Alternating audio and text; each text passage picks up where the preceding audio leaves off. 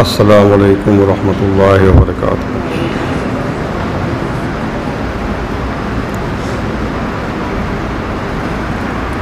الحمد للہ رب العالمین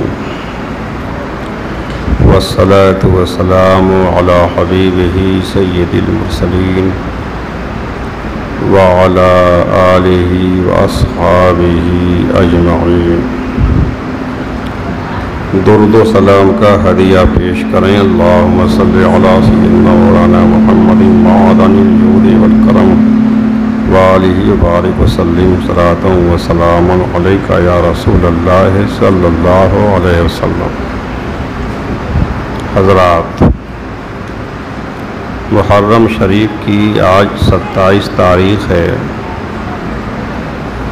اور کل 28 ہے۔ حضرت سید مخدوم اشرف جہانگیر سمنانی رحمۃ اللہ علیہ کے وصال کی تاریخ ہے 28 محرم۔ اس مناسبت سے آج ہم ان کا ذکر خیر کرتے ہیں۔ فرمایا گیا عند ذکر الصالحین تنزل الرحمہ، جہاں اللہ کے صالح بندوں کا ذکر ہوتا ہے وہاں اللہ کی رحمت برستی ہے۔ اس لیے آج ہم اللہ کے اس بندے صالح کا ذکر کریں گے۔ اسلام کے گلشن میں جن اولیاء کرام نے اپنے لافانی کارناموں کی بدولت بقائے دوام حاصل کیا، ان میں غوث العالم محبوب یزدانی سید اشرف جہانگیر سمنانی رحمۃ اللہ علیہ کا نام پاک سر فہرست ہے۔ اللہ کے بہت سے ولی ہر زمانے میں رہتے ہیں، بہت سے ہوئے، بہت سے ہوں گے، لیکن بعض اولیاء کرام نے ایسے کارنامے انجام دیے کہ اللہ تعالیٰ نے ان کے اعمال اور ان کے کارناموں کی برکت سے انہیں بقائے دوام دیا، شہرت دی، عزت دی اور قیامت تک کے لیے ان کے در سے فیضان جاری فرمایا۔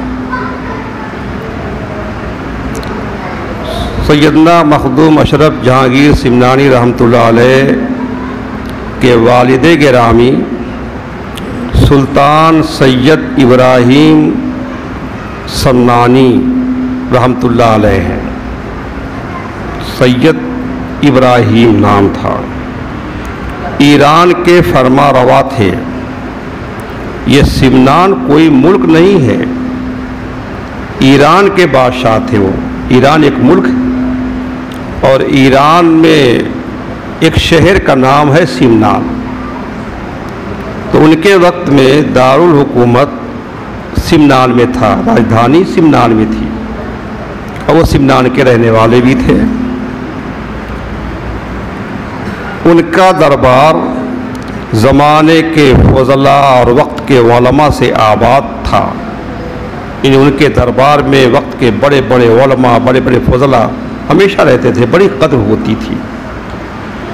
اور خود سلطان سید ابراہیم بادشاہ تو تھے لیکن دنیا دار بادشاہ نہ تھے، ایک صوفی مشرب بادشاہ تھے، زہد و تقوی میں کامل تھے۔ بیٹے کی آرزو تھی، کوئی نرینہ اولاد شروع میں نہ تھی، بیٹے کی آرزو تھی۔ ایک رات خواب میں حضور اقدس سید عالم صلی اللہ علیہ وسلم کی زیارت سے مشرف ہوئے۔ حضور صلی اللہ علیہ وسلم نے 2 بیٹوں کی بشارت دی اور فرمایا کہ ایک کا نام اشرف اور دوسرے کا نام اعرف رکھنا۔ اشرف اور دوسرے کا نام اعرف، الف عین ریف ہے۔ یوں اللہ کے پیارے حبیب نے ان کی ولادت کی بشارت دی اور اس وقت کے ایک بڑے مشہور اس علاقے میں بزرگ تھے، مجذوب تھے، ابراہیم نام کے. ابراہیم نام کے ایک مجذوب نے بھی مخدوم اشرف کی ولادت کی پیشنگوئی کی تھی. ہم دونوں کی کچھ تفصیل بیان کرتے ہیں. مکتوبات اشرفی، اس میں نبی کریم صلی اللہ علیہ وسلم کی بشارت کی تفصیل کچھ یوں ہے. یہ مکتوبات اشرفی جو ہے یہ حضرت نور العین عبد الرزاق رحمۃ اللہ علیہ کی لکھی ہوئی ہے، جو مخدوم صاحب کے بغل میں جن کا مزار ہے، جو مخدوم صاحب کے خلیفہ بھی ہیں، جانشی بھی ہیں، ان کی لکھی ہوئی کتاب ہے. اس میں یوں ہے کہ سلطان سید ابراہیم جو مخدوم صاحب کے والد تھے، ان کے زمانے سلطنت میں چند لڑکیاں پیدا ہوئیں مگر بیٹا نہیں، اور اس کے بعد سلسلہ پیدائش 10 یا 12 سال تک بند رہا، کوئی اولاد نہ ہوئی. سلطان سید ابراہیم کو فرزند کی آرزو حد سے زیادہ تھی کہ ایک بیٹا ہو جائے. ہر درویش اور ولی کی طرف دعا کی غرض سے متوجہ ہوتے، جس سے بھی ملتے دعا کی درخواست کرتے کہ اللہ کوئی بیٹا دے دے. کئی سال اسی فکر و تردد میں گزرے. ایک رات خواب میں دیکھا کہ ایک مرد نورانی شکل، صاحب حسن و جمال، یعنی رسول اکرم نور مجسم احمد مجتبیٰ محمد مصطفیٰ صلی اللہ علیہ وسلم رونق افروز ہوئے.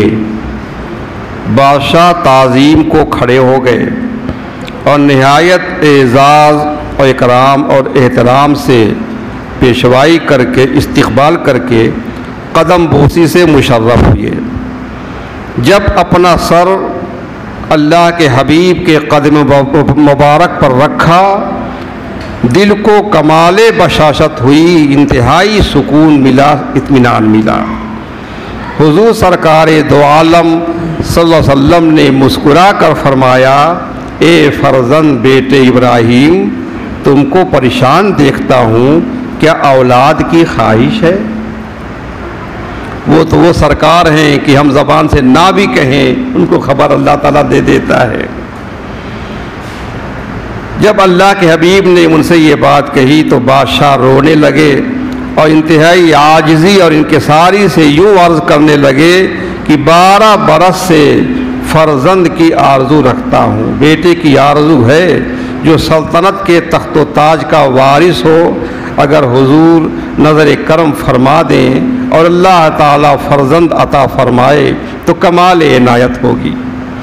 رسول اکرم صلی اللہ علیہ وسلم نے ارشاد فرمایا کہ اے ابراہیم، حق تعالیٰ تم کو 2 بیٹے عطا فرمائے گا، ایک کا نام اشرف اور دوسرے کا نام اعرف رکھنا. اور سنو، پہلا بیٹا تمہارا ظاہری اور باطنی سلطنت کا مالک ہوگا، یعنی شروع میں کچھ دن ظاہری طور پر بادشاہ ہوگا، پھر باطنی سلطنت کا بادشاہ تو ہمیشہ کے لیے رہے گا. پھر صبح صادق کے وقت معرفت کا سورج طلوع ہوا. سن 707 ہجری میں سرکار مخدوم اشرف کی ولادت ہوئی، پیدائش ہوئی. اور مجذوب ابراہیم کی جو بشارت تھی اس کا واقعہ لطائف اشرفی میں یوں ہے. یہ لطائف اشرفی یہ مخدوم صاحب کے خلیفہ تھے، حضرت مولانا ابو الفضل نظام یمنی رحمۃ اللہ علیہ. انہوں نے خود وہ لکھی ہے، وہ ہمیشہ ساتھ میں رہتے، جو کچھ بھی واقعہ دیکھتے، ان کے کلمات سنتے، سب اس کو لکھ لیا کرتے تھے. اس کا نام ہے لطائف اشرفی. اس میں یہ ہے، مولانا ابو الفضل نظام یمنی فرماتے ہیں کہ میں نے بارہا محبوب یزدانی کی خدمت عالی میں، مخدوم اشرف کو محبوب یزدانی کہتے ہیں، جیسے غوث اعظم کو محبوب سبحانی کہا جاتا ہے، نظام الدین اولیاء کو محبوب الہی کہا جاتا ہے، اس طرح سے مخدوم اشرف کو محبوب یزدانی کہتے ہیں. گروہ اولیاء میں یہ 3 محبوب کہلاتے ہیں، سہ محبوباں، محبوب سبحانی، محبوب الہی، محبوب یزدانی. تو کہتے ہیں کہ میں نے بارہا محبوب یزدانی کی خدمت عالی میں ترک سلطنت کا سبب جب دریافت کیا کہ آپ نے سلطنت کیوں ترک کر دی، جب بھی پوچھا تو حضرت اس کے بیان میں چشم پوشی فرماتے تھے، بتاتے نہیں تھے۔ جب ایک مدت کے بعد حضرت مخدوم اشرف کے ہمراہ دارالسلطنت سمنان میں گزر ہوا، پوری دنیا کی سیر بعد میں بھی آپ نے کی ہے، تو سمنان میں جانا ہوا اور مخدوم اشرف کے چھوٹے بھائی سلطان سید عارف کی زیارت ہوئی، اور شیخ علاء الدولہ سمنانی رحمۃ اللہ علیہ جو محبوب یزدانی مخدوم اشرف کے قرابت داروں میں تھے، جب ان کی ملازمت حاصل کی اور حضرت محبوب یزدانی کے ترک سلطنت کا حال پوچھا ان سے کہ مخدوم صاحب نے سلطنت کیوں ترک کر دی تھی، تو آپ نے فرمایا کہ سلطان سید ابراہیم 12 برس کی عمر رکھتے تھے کہ اللہ تعالیٰ نے آپ کو دولت تخت و تاج شاہی سے مشرف فرمایا۔ یعنی مخدوم صاحب کے والد گرامی سید ابراہیم سلطان ابراہیم جب 12 برس کے تھے، جب ہی جو ہے وہ دولت تخت اور تاج سلطنت سے مشرف ہو گئے، وہ بادشاہ بن گئے، اور ان نہایت عدل و انصاف کے ساتھ سلطنت کرتے تھے۔ جب ان کی عمر شریف 25 برس کی ہوئی تو سیدہ حضرت خدیجہ بیگم سے نکاح فرمایا۔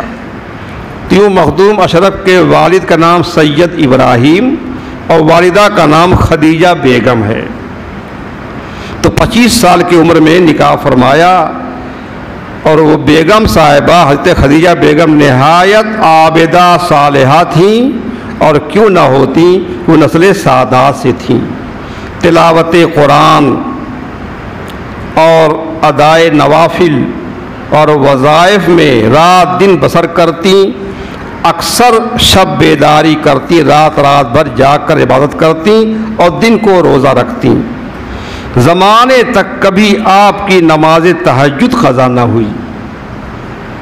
سلطان سید ابراہیم کے کئی صاحبزادیاں پیدا ہوئیں، اور 8 یا 12 برس تک کوئی اولاد نہیں ہوئی، تو سلطان ابراہیم کے دل میں اولاد کی خواہش حد سے زیادہ ہو گئی۔ جب آپ کسی درویش سے ملتے، اولاد کے طالب ہوتے، دعا کی درخواست کرتے۔ ایک مجذوب بزرگ حضرت ابراہیم شاہ نامی، اتفاق سے اس بزرگ کا نام بھی ابراہیم تھا، یہ شہر سمنان میں رہتے تھے، اور سلطان سید ابراہیم کو ان سے بہت عقیدت تھی۔ ایک روز صبح کے وقت خدیجہ بیگم اور بادشاہ سید ابراہیم دونوں مصلے پر بیٹھے ہوئے وظیفے میں مشغول تھے کہ وہ مجذوب ابراہیم سامنے ظاہر ہوئے۔ گھر کے اندر، حرم کے اندر بادشاہ اور بیگم دونوں کو سخت تعجب ہوا کہ شاہی محل میں یہاں سخت پہرا رہتا ہے، ان کو کس نے یہاں آنے دیا؟ جب دریافت کیا کہ کس نے ان کو آنے دیا، کیسے آئے، تو معلوم ہوا کہ وہ اپنی کرامت سے اندر چلے آئے ہیں، کسی نے ان کو آتے ہوئے دیکھا ہی نہیں۔ جس وقت مجذوب ابراہیم کو سلطان ابراہیم نے دیکھا، استقبال کے لیے چند قدم بڑھ کر ان کو لائے اور تخت شاہی پر لا کر بٹھا دیا، اپنی جگہ پر تخت پر بٹھا دیا، اور دونوں ہاتھ باندھ کر سامنے تخت کے نیچے ادب کے ساتھ کھڑے ہو گئے۔ تھوڑی دیر مجذوب ابراہیم خاموش بیٹھے رہے، اور بادشاہ دونوں ہاتھ باندھے ہوئے تخت کے نیچے بادب کھڑے رہے۔ مجذوب صاحب نے سلطان سے کہا، اے بادشاہ، میں تجھ کو اپنی طرف متوجہ پاتا ہوں، کیا اولاد کی خواہش رکھتے ہو؟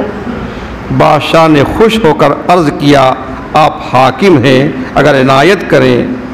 فرمایا کہ بیٹا تو دوں گا، لیکن اس کی قیمت بہت زیادہ ہے، کیونکہ پسر عجوبہ روزگار تم کو دوں گا، یعنی ایسا بیٹا دوں گا جو زمانے میں عجیب و غریب ہوگا، اس کی مثال نہیں ہوگی۔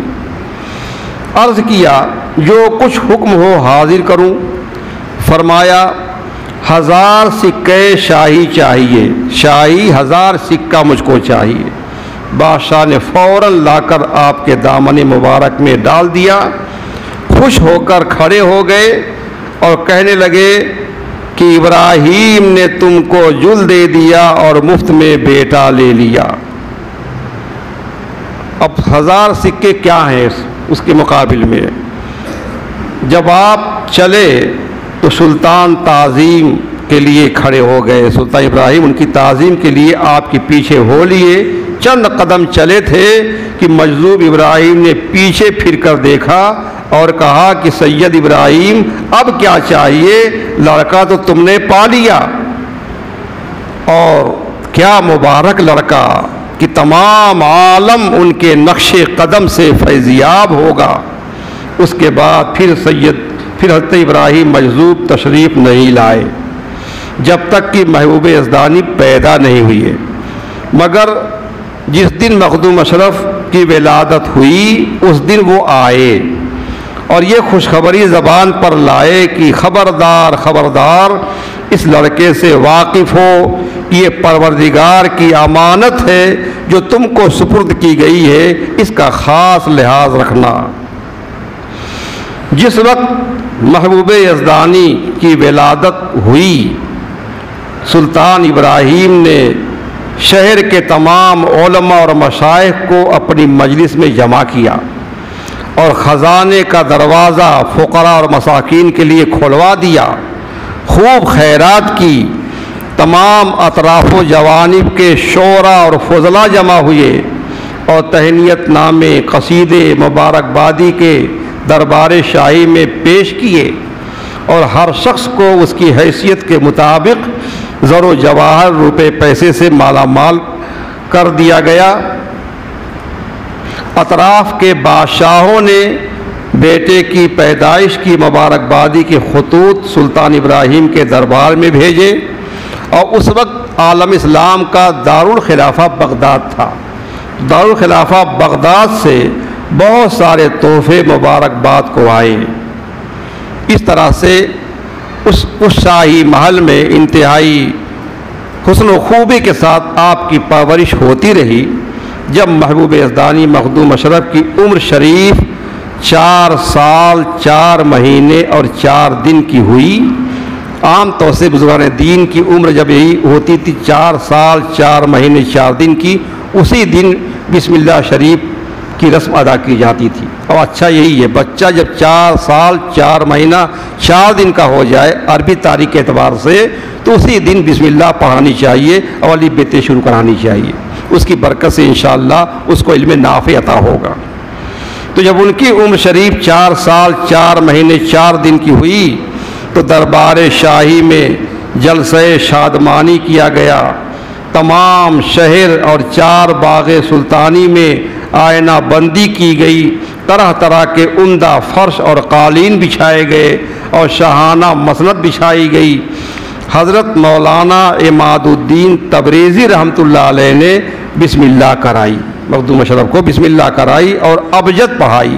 پہلے ابجد کی ترتیب سے الف ب ج د سے پڑھائی ہوتی تھی، اب الف ب ت سے اس ترتیب سے پڑھائی ہوتی، پہلے ابجد کے ساتھ سے پڑھائی ہوتی تھی۔ اطراف کے بادشاہوں نے اور اس دربار کے عمراء نے اس قدر زر و جواہر، سونے چاندی نوید میں لا کر پیش کیا کہ مولانا عماد الدین تبریزی کے پاس ایک خزانہ جمع ہو گیا۔ حق تو یہ ہے کہ اللہ جس کو اللہ تعالیٰ نے علم و حکمت سے آراستہ کیا ہو، اس کو تعلیم دینا اور پڑھانا محض ایک بہانہ ہے۔ وہ فرماتا ہے من یؤت الحکمت فقد اوتی خیر کثیرا، جسے حکمت دی گئی، علم دین دیا گیا، اس کو خیر کثیر دیا گیا، یہ رب فرماتا ہے۔ اور فرماتا ہے ذالک فضل اللہ یؤتی من یشاء، یہ اللہ کا فضل ہے، جسے چاہتا ہے عطا فرماتا ہے۔ دیکھیں اللہ تعالیٰ نے اپنے پیارے حبیب رحمت عالم صلی اللہ علیہ وسلم جو نبی امی ہیں، ان کو کس سے تعلیم دلوائی، کس نے ان کو پڑھایا؟ الرحمن علم القرآن، رحمان نے خود اپنے حبیب کو پڑھایا ہے، کسی اور سے کیا پڑھواتا؟ اسی طرح اللہ تعالیٰ اپنے حبیب کے طفیل میں ان کے بعض امتیوں کو بھی اپنی ہی طرف سے علم و حکمت عطا فرما دیتا ہے، اور ظاہری طور پر دکھانے کے لیے ایک رسم ادا ہوتی ہے کہ انہوں نے مدرسے میں بھی تعلیم حاصل کی ہے۔ بہرحال انہوں نے بسم اللہ کی رسم ادا کی۔ 1 سال کے اندر حضرت مخدوم اشرف نے 7 قرات کے ساتھ قرآن حفظ کر لیا۔ 4 سال 4 مہینے کے تھے، یعنی 5 سال کے لیے 6 سال ہونے سے پہلے پورا قرآن شریف، وہ بھی 7 قرات کے ساتھ۔ اب 1 قرات کے ساتھ بھی کوئی قرآن شریف نہیں حفظ کرتا ہے۔ اب کہاں قرات کے ساتھ تعلیم ہوتی ہے؟ ایسے قرآن شریف پڑھتے ہیں، غلط سبق پڑھتے رہتے ہیں سب۔ اکثر پڑھانے والے قاری ہوتے نہیں، خالی حافظ ہوتے ہیں۔ 7 قرات کے ساتھ قرآن شریف حفظ کر لیا، اور حضرت کو 14 برس کی عمر میں فضیلت کی دستار بندی ہوئی۔ تمام علوم ظاہری باطنی اور علوم عقلیہ نقلیہ سے وہ فارغ ہو گئے، مال و مال ہو گئے۔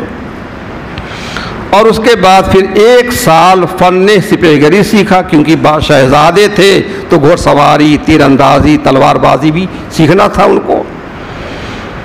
اب اس کے بعد کیا ہوا؟ سلطان سید ابراہیم کا وصال ہو گیا۔ جب سلطان ابراہیم دنیا کو ترک کر کے جنت کو روانہ ہوئے تو تخت اور تاج شاہی مخدوم اشرف کو نصیب ہوا۔ اتنی عمر میں آپ کو بادشاہ بنا دیا گیا۔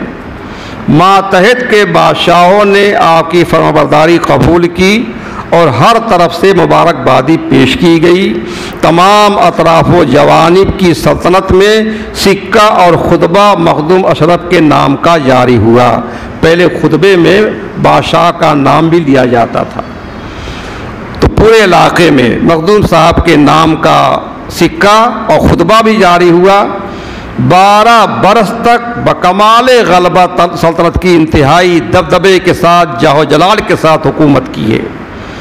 کسی کو آپ سے یا آپ کے وزراء سے غرض کسی ادنا اور اعلیٰ سے ناانصافی کی شکایت نہ ہوئی۔ دارالسلطنت سمنان کو اپنے انصاف کے بادل سے سرسبز و شاداب کر دیا۔ آپ کے عدل و انصاف کی خبر سن کر آس پاس کے بادشاہوں کو رشک آتا تھا۔ صحائف اشرفی یہ حضرت اعلیٰ حضرت سید علی حسین اشرفی رحمۃ اللہ علیہ کی لکھی ہوئی ہے، اس سے ہم عدل و انصاف کے چند واقعات آپ کو سناتے ہیں کہ جب آپ بادشاہ تھے تو آپ کس طرح عدل و انصاف کیا کرتے تھے۔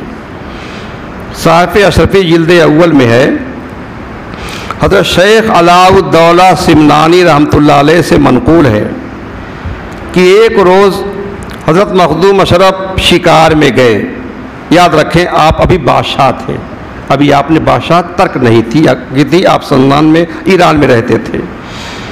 تو شکار میں گئے، 2-3 دن شکار گاہ میں ٹھہرے، یا کہ ہفتہ بھر لوگ شکار گاہ میں رہتے تھے۔ 2-3 دن شکار گاہ میں ٹھہرے، اطراف کے جنگل میں شکار کر رہے تھے۔ لشکر کے سپاہی مخدوم اشرف کے ہر طرف شکار میں مشغول تھے، اور حضرت مخدوم اشرف رحمۃ اللہ علیہ باز وغیرہ دوسرے شکاری جانوروں کی سیر دیکھ رہے تھے۔ اسی درمیان ایک دیہات کی رہنے والی بڑھیا انصاف کی غرض سے آئی۔ حضرت نے فرمایا بڑھیا کو میرے پاس لاؤ۔ جب ہمراہیوں نے اس بڑھیا کو آپ کی خدمت میں حاضر کیا تو آپ نے اس سے پوچھا کہ تجھ پر کیا ظلم ہوا ہے؟ تجھ سے کوئی چیز کسی نے ظلماً لے لی ہے؟ بڑھیا عرض کرنے لگی کہ ہاں، میرا دہی آپ کے لشکر والوں میں سے ایک شخص نے لے کر کھا لیا ہے اور اس کی قیمت نہیں دی ہے۔ اب کے سپاہیوں کیا حال ہوتا ہے؟ تو ڈاکو ہوتے ہیں، لوٹتے مارتے کھانے کے لیے آ جاتے ہی ہیں۔ تو بہرحال ایک سپاہی نے کھا لیا ہے۔ فرمایا اس جماعت میں دیکھو جس نے تمہارا دہی لیا ہے وہ موجود ہے؟ بڑھیا نے غور سے دیکھ کر عرض کیا کہ وہ شخص اس جماعت میں نہیں معلوم ہوتا۔ پھر ایک سوار شکار لیے ہوئے دور سے ظاہر ہوا۔ بڑھیا نے کہا وہی ظالم سوار آ رہا ہے، اسی نے میرا دہی لیا ہے، کھایا ہے۔ جب سوار حاضر ہوا تو حضرت مخدوم اشرف نے فرمایا کس نامراد کمزور ضعیفہ کا دہی ظلم سے لے کر کیوں کھایا تم نے؟ اس نے عرض کیا اے بادشاہ یہ بڑھیا جھوٹ کہتی ہے، میں نے دہی نہیں لیا ہے، نہیں کھایا ہے۔ اب حضرت نے بڑھیا سے دریافت کیا کہ تیرا کوئی گواہ ہے؟ اس نے کہا نہیں۔ تو فیصلہ تو سپاہی کے حق میں ہونا چاہیے۔ شریعت کا قانون یہی ہے کہ اگر کوئی دعویٰ کرے، مدعی ہے، تو وہ گواہی پیش کرے، اور نہیں تو جو آدمی انکار کر رہا ہے وہ قسم کھا لے تو اس کے حق میں فیصلہ دے دیا جاتا ہے۔ اب جب اس بڑھیا کے پاس کوئی ثبوت نہیں ہے، اس کے پاس کوئی گواہ نہیں ہے، تو اب چاہیے تو یہ کہ اس سپاہی سے صرف قسم لے لے، وہ قسم کھا کے کہہ لے کہ میں نے دہی نہیں کھایا ہے، اس کے حق میں فیصلہ ہو جائے۔ لیکن حضرت نے فرمایا کہ میں حکمت سے جھوٹ اور سچ معلوم کر لیتا ہوں۔ دیکھیے کبھی کبھی حقیقت پر حکم لگاتے ہیں، کبھی شریعت حکم ظاہر پر لگاتی ہے۔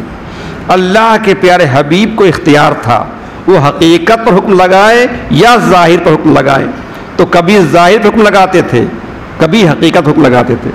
اور خضر علیہ السلام، آپ نے ان کا واقعہ سنا ہے، وہ ہمیشہ حقیقت پر حکم لگاتے تھے، ظاہر پر نہیں۔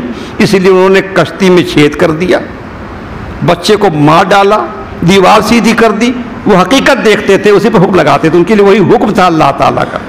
لیکن شریعت ظاہر دیکھتی ہے۔ تو مخدوم صاحب بھی اللہ والے تھے، پیدائشی ولی تھے، معلوم تھا، لیکن اب فیصلہ ہے، فیصلہ کرنا ہے، تو اب اس کے لیے ثبوت چاہیے۔ تو اسی لیے آپ نے فرمایا کہ میں اپنی حکمت سے جھوٹ اور سچ معلوم کر لیتا ہوں۔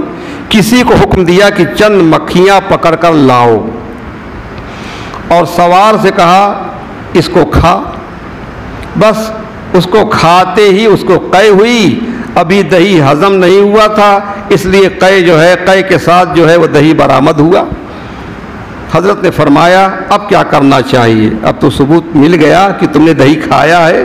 پھر اس سپاہی کا گھوڑا، معزین و لگام اس بڑھیا کو عنایت فرمایا، اور اس سپاہی کو کچھ سزا دے کر لشکر سے نکال دیا کہ تم میرے لشکر میں شامل ہونے کے لائق نہیں ہو، جو کسی کا مال ناحق کھاتے ہو، بغیر قیمت دیے لیتے ہو۔ اس کو یہ سزا دی۔ ایک اور واقعہ بیان کیا ہے کہ ایک دن حضرت مخدوم اشرف تخت شاہی پر بیٹھے ہوئے تھے، ایک فریادی آدمی آیا، فرمایا اس کو میرے سامنے لاؤ کہ اس کی فریاد سنوں۔ جب فریادی سامنے آیا تو عرض کرنے لگا کہ آج کی رات فلاں جماعت میں سویا ہوا تھا، جب جاگا تو دیکھا کہ 40 اشرفیاں جو میری کمر میں بدھی ہوئی تھیں کسی نے چرا لی۔ ایک تھیلی میں 40 اشرفیاں تھیں، کمر میں باندھ کے سو رہا تھا، وہ کسی نے چرا لی۔ اب سب لوگ انکار کر رہے ہیں، تو مخدوم صاحب نے فرمایا کہ اس جماعت کے سب لوگ حاضر کیے جائیں۔ جب سب لوگ حاضر کیے گئے تو ایک ایک سے آپ نے دریافت فرمایا کہ تمہاری جماعت میں یہ فقیر سو رہا تھا، 40 اشرفیاں اس کی کس نے چرا لیں؟ سب لوگ نہایت عاجزی سے پیش آئے کہ ہم سے یہ قصور نہیں ہوا ہے اور نہ ہوگا۔ اب حضرت نے ارکان دولت اور وزرائے سلطنت کی طرف رخ کر کے فرمایا کہ جب مدعی کے پاس کوئی ثبوت شہادت نہیں ہے تو ایسے موقع پر شریعت کے موافق قسم لینے کے سوا اور کیا چارہ ہے؟ اب اس سے قسم لے لی جائے، ان لوگوں سے جو جماعت میں ہیں، اگر وہ قسم کھا کے کہتے ہیں کہ ہم نے نہیں لیا ہے تو فیصلہ ان کے حق میں ہو جائے گا، یا تو یہ ثابت کرے۔ لیکن ایک معقول حکمت میں نے سوچی ہے، شاید گمشدہ رقم مل جائے۔ حکم ہوا کہ سب آدمی اس جماعت کے چھوٹے بڑے میرے قریب آ جائیں۔ لوگ قریب آ گئے۔ اب ایک ایک آدمی کو آپ اپنے پاس بلاتے اور اپنا مبارک ہاتھ اس کے سینے پر رکھ دیں۔ 10 آدمیوں کو آپ نے ملاحظہ فرمایا۔ اس کے بعد جب 11واں حاضر ہوا، اس کے سینے پر جب آپ نے ہاتھ رکھا تو دیکھا کہ اس کے دل میں سخت حرکت پیدا ہو رہی ہے، اس کا دل دھڑک رہا ہے۔ بغور دیکھ کر فرمایا اور حکم دیا کہ اس کو لے جاؤ، اس سے اس فقیر کی اشرفیاں دلوا دو، یہی چور ہے۔ شاہی ملازمین نے تھوڑی ہی مار پیٹ کی تھی کہ مجرم نے اقرار جرم کر لیا اور اشرفیوں کی تھیلی لا کر پیش کی۔ شمار کرنے سے صرف ایک اشرفی کم نکلی۔ غرض کی اس قسم کے عدل و انصاف حضرت سے اس قدر سرزد ہوئے کہ ان کو بیان کرنے کے لیے بہت وقت چاہیے۔ جب آپ 25 برس کی عمر کو پہنچے، 25 سال، اور ظاہر اور باطن آپ کا پابندی شریعت اور تقوی سے آراستہ تھا، بظاہر ملکی انتظام میں بسر کرتے تھے، مگر دل کی توجہ راہ سلوک میں رات و دن رہتی تھی، ہمیشہ اللہ کی یاد میں رہتے تھے۔ اتفاق سے رمضان المبارک کا مہینہ ہے، آخری عشرہ ہے، اور آخری عشرے کا آپ اعتکاف کرتے تھے، اور اس میں راتوں کو شب بیداری کرتے تھے، خاص طور سے جو طاق راتیں ہیں 21ویں، 23ویں، 25ویں، 27ویں اور 29ویں، کیونکہ ان میں سے کوئی شب قدر ہو سکتی ہے۔ تو آپ جاگ رہے تھے۔ 27ویں شب تھی کہ حضرت خضر علیہ السلام تشریف لائے اور مخدوم اشرف سے فرمایا، اے اشرف، کب تک دنیا کے بادشاہی کرے گا؟ اگر تخت سلطنت دیدار خدا چاہتے ہو، اللہ کے دیدار کی سلطنت، ایسی سلطنت کہ ہمیشہ رب کا جلوہ دیکھتے رہو، اس کا دیدار کرتے رہو، اگر تخت سلطنت دیدار خدا چاہتے ہو اور گلے مقصود گلزار معبود سے چننے چاہتے ہو تو اٹھو اور ہندوستان کی طرف رخ کرو۔ اب دیکھیے مخدوم صاحب کے جو پیر و مرشد تھے، جہاں ان کو بھیجا گیا تھا، ان کے بارے میں حضرت خضر علیہ السلام کون سے کلمات کہتے ہیں؟ کہتے ہیں اٹھو ہندوستان کی طرف رخ کرو کہ وہاں میرے دوستوں میں سے ایک دوست رہتا ہے۔ پہلے تو یہ کہا میرے دوستوں میں سے ایک دوست رہتا ہے، انہی کے باغ ولایت سے تمہارا گل مقصود ملے گا، انہی کے ولایت کے باغ سے تم کو ولایت کا پھول ملنا ہے، اور ان کی ولایت سے عالم بھرا ہوا ہے۔ گروہ اخیار ان کو صاحب قدم کہتے ہیں۔ صاحب قدم تصوف کی ایک اصطلاح ہے۔ گروہ ابرار ان کو واجب قدم کہتے ہیں، اوتاد ان کو یحییٰ صادق کہتے ہیں، ابدال ان کو عیسیٰ نفس کہتے ہیں، اصحاب وجدان اور ارباب عرفان ان کو شیخ علاءالحق والدین گنج نبات کہتے ہیں، عالم ملکوت میں ان کو موسیٰ آثار کہتے ہیں، عالم جبروت میں ان کو خلیل انوار کہتے ہیں، اور اشاق ان کو یوسف ثانی کہتے ہیں، اور میں خضر ہوں ان کو خلق محمدی کہتا ہوں، یعنی حضور کے سراپا اخلاق ہیں وہ۔ جب یہ خوشخبریاں حضرت خضر علیہ السلام سنا چکے، پھر نظر سے غائب ہو گئے۔ جب صبح ہوئی، حضرت مخدوم اشرف نے کمر ہمت چست باندھی، سلطنت کا تخت اور تاج اپنے چھوٹے بھائی اعرف کو سپرد کیا اور والدہ ماجدہ خدیجہ بیگم کی خدمت میں حاضر ہوئے۔ اجازت طلب کی کہ اگر حکم ہو تو میں اس سلطنت دنیا کو ترک کر کے فقر اختیار کروں اور ملک آخرت کی بادشاہت حاصل کروں۔ والدہ نے فرمایا کہ بیٹے، جب تم پیدا بھی نہیں ہوئے تھے اس سے پہلے بزرگوں نے خواب میں بشارت دی تھی کہ تم کو ایسا فرزند نصیب ہوگا کہ وہ ولایت کا آفتاب ہوگا، اور اس آفتاب ولایت کی چمک سے دنیا روشن ہو جائے گی، اور اس کے نور ہدایت سے دنیا کی گمراہی مٹ جائے گی۔ اب میں جانتی ہوں کہ وہ نصیب رحمت الہی چل چکی ہے، مبارک ہو، میں تم کو خدا کی راہ میں سپرد کر دیتی ہوں اور اپنے حقوق مادری بخش دیتی ہوں۔ اس طرح سے آپ نے حکومت ترک فرمائی۔ تو پیدائش سے لے کے ترک حکومت کا واقعہ ہم نے مختصر طور سے آپ کو سنا دیا۔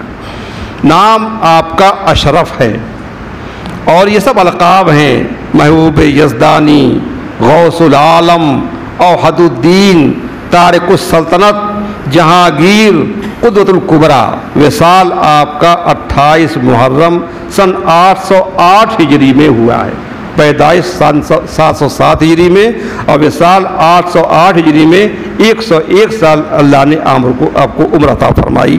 آئیں آپ کی بارگاہ میں ایصال ثواب پیش کریں۔